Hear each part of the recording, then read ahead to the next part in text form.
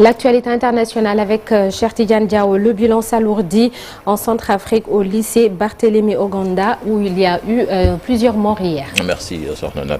Donc pour la rectification, donc c'est en Centrafrique. Hier on vous parlait de 10 morts. Aujourd'hui le bilan qui est passé à 29 morts. Donc des élèves qui ont trouvé la mort et 260 blessés pris en charge dans différents hôpitaux de Bangui, la capitale. C'est le bilan provisoire donc de ce drame survenu alors que plus de 5300 candidats composaient pour le baccalauréat dans ce lycée de Barthélemy Oganda. Selon le ministère de l'Éducation nationale, la tragédie est liée à l'explosion d'un transformateur de l'ENERCA, la Société nationale d'énergie. La détonation a provoqué des scènes de panique et de bousculade. Les élèves craignent un incendie généralisé. Voilà, c'est ça, manifestation meurtrière au Kenya. Le ministre de l'Intérieur a affirmé jeudi lors d'un discours télévisé que la police avait déjoué un coup d'État, estimant que les manifestations violentes de la vieille étaient du terrorisme déguisé en contestation. Selon Amnesty International, le bilan de ces rassemblements commémorant le mouvement inédit de 2024 est grimpé à au moins 16 morts.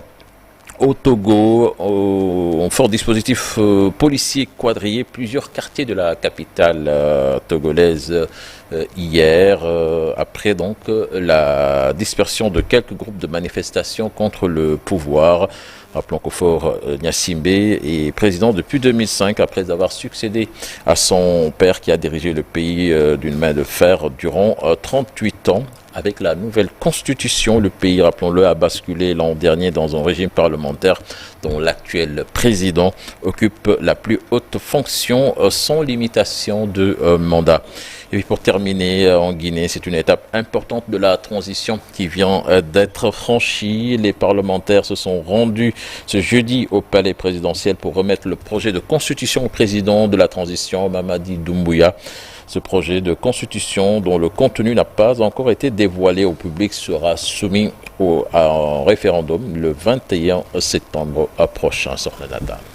Trouvez l'actualité internationale en Wolof dans quelques minutes. Dans la seconde partie de l'émission, on va parler d'inceste et secret de famille, le cercle infernal des victimes. Habib Ndiaye, psychologue spécialisé dans le suivi des victimes de viol et de violences sexuelles. Il sera avec nous pour la chronique du jour. Et puis notre invité ce vendredi matin, Mame Gueye Diop, ancienne députée APR. Elle sera avec nous aux alentours de 8h45. Alors tout de suite, la une des journaux parus ce matin.